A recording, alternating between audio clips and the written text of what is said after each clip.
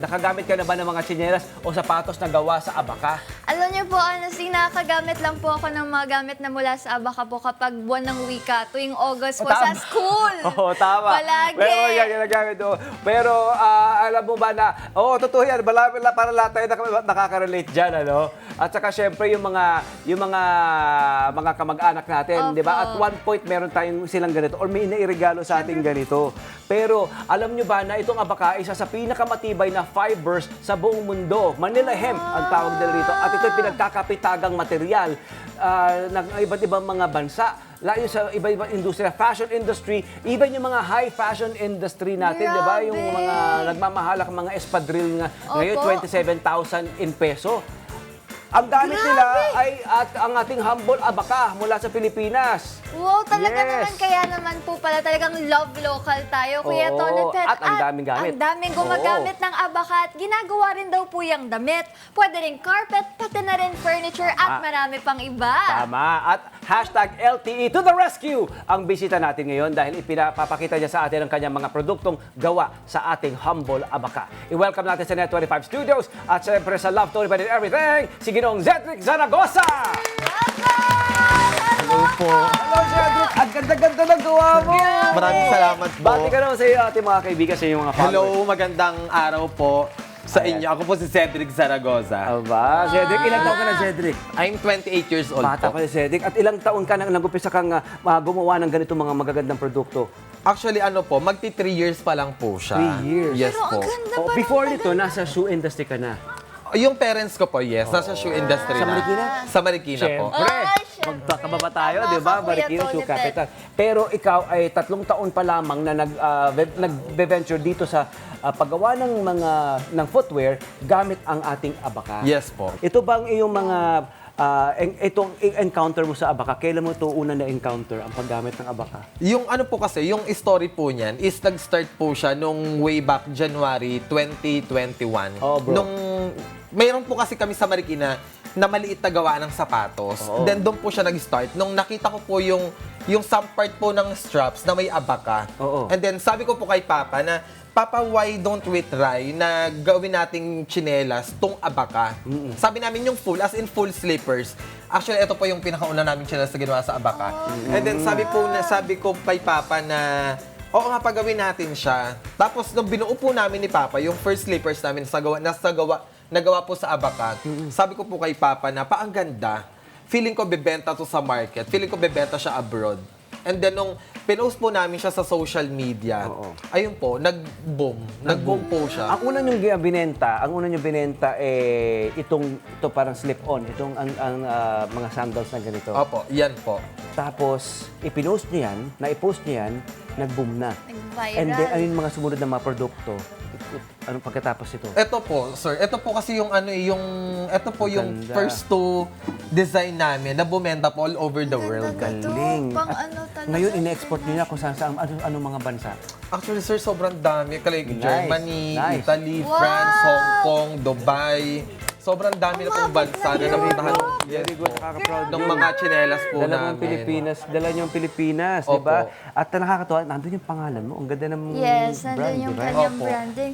Okay. Oh, yes. Ask ko lang po, kapag po yung ganito na abaka po, bakit po ba siya naging ideal po na gawin na tsinelas or sapatos? Lalo kasi kapag po sinabi natin pang footwear, lagi natin siya ginagamit. So, gamit na gamit po siya. Matibay po ba talaga ang abaka? Matibay po siya kasi ito po ang pinaka-strongest fiber on earth. And then, ano po siya, handmade po kasi siya. Talagang, pag sinabi po kasing handmade, talagang nakafocus po kami sa quality nung product. Oh, ang ganda. So, ayan, tingnan mo kung saan napunta, sa Paris, di ba? Sa Singapore, sa Canada, Wow. di ba? At alam mo kung bakit siya trending at malakas, di ba? Malakas ang demand. Kasi ang ganda ng pagkakagawa, ang husay, ang pulido ng pagkakagawa. Super. Napaka-fino, napaka-pulido. Tiga, ang linis, oh.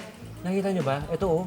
Ganda. Pakita mo yung Miyuki. Tignan mo yung detalye. Oh, At anong saka- pinapanama ng mga imported na mga Kuya brand Tony, dito sa like, gawa natin? Parang na-break nila yung stigma na makakapag-ganito ka lang tuwing buwan ng wika. Kasi parang nilagyan nila ng twist na naging modern siya. Pero at the same time, love local pa din yung theme niya. Hindi saka it makes sense na Pwede siya bumalik sa everyday. atin. Oo, it makes sense, di ba, no, Zed, na Opo. bumalik sa atin. Kasi yung mga mamahali, mga espadrille nga na binibenta sa Europa, pagdating sa dito, 27,000, 30,000, baka natin ang ginagamit. So magandang lang i-offer mo, di ba, affordable siya at saka proudly Pinoy. Yes. Hindi ba? At world class yun yun. May favorite na nga po ako ito kaso hindi ko siya size. Hindi mo size. Sinusukat ko na nga po Oo. wala Ayan. Naku, Mamaya malalaman mag-order natin ako. kung paano mag-order, magpagawa. Pero ngayon, oras na para ipakita sa atin ni Zedric ang paggawa ng isang tsinelas habang tayo nagkukwentuhan. Yari ang Yan. gawa sa abaka, sa ating Manila Hemp. Anong meron? Ayun po. Ito po, Ito yung pattern. po siya, mag-i-start po siya kasi sa pattern po ng straps. Okay, una bro, Ito anong po. gagawin natin? Ayun. Ito po, gagawin dito natin. po, una po itong- siyang ginagawa. Ito. And Itong then, gagawin ito natin. po yung niya, yung suede leather.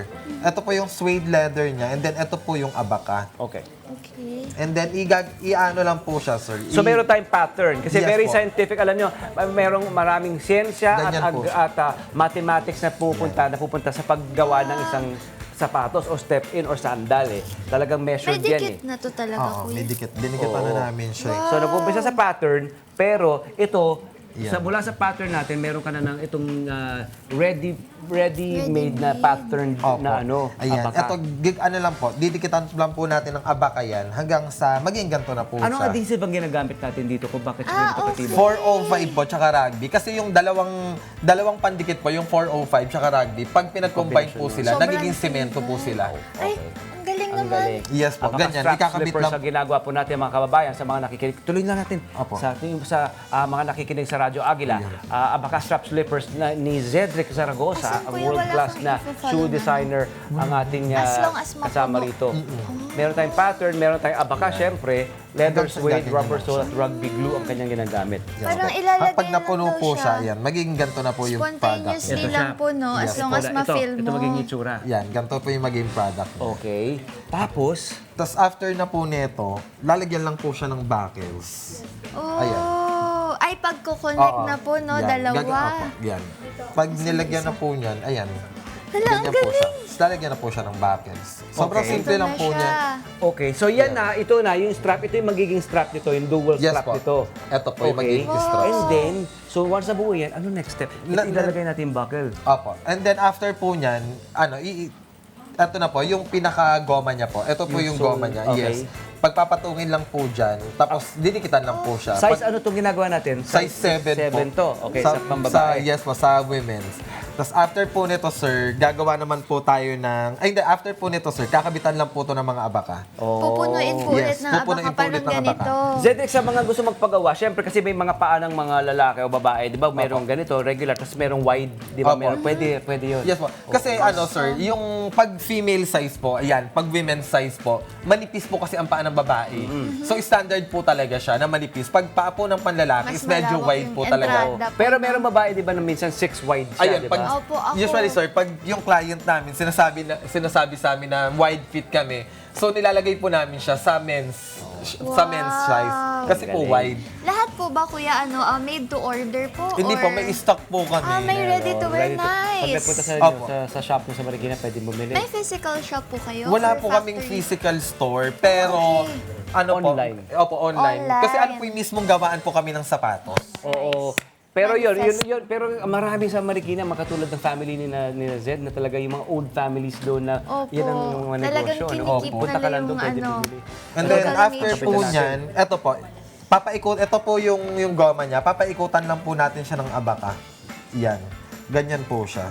Ikaw ba ay Galing. hands-on? Ikaw ba'y hands-on pa rin dito sa paggawa? Marami na kayong mga tao. O, hindi naman po. Mga May kasamahan. mga 8 or 9 po kaming tao. Yan. papaikutan lang po natin siya ng abaka. Ganyan. Family run talaga yung business Oo. niyo po, Pero no? Oo. Sa ibang bansa, mula sa ibang bansa, anong lagi nilang in-order? Anong pinaka-in-demand? Anong klaseng... Yung spad-reels po Spad namin. reel. Yes po. Tsaka po Oo. ito. Ang ganda Ito. kasi po talaga It is slip-on. Slip-on po na bumenta po sa amin all over the world po. Ito. Yes po. Yun. Pakita Nag-aano po natin. kayo, Ito like yun, may oh. iba't ibang color, ganyan Yes po. po, may iba't ibang color din po. Wow! Ito po kasi sir, kaya inaano po namin Yan. yan. Kasi ano po yan yung gusto ko po kasi ma-preserve yung pagiging native ng mga product. Opo. Kaya po lahat Hello po mga Kanet 25! Si Kuya Tony Pet po ito mula sa Love, Tony Pet and Everything. For more Love, Tony Pet and Everything updates, just click on our subscribe button and follow us on our Net25 social media pages at Net25 TV and at Net25 Entertainment Facebook. Magkita-kita po tayo!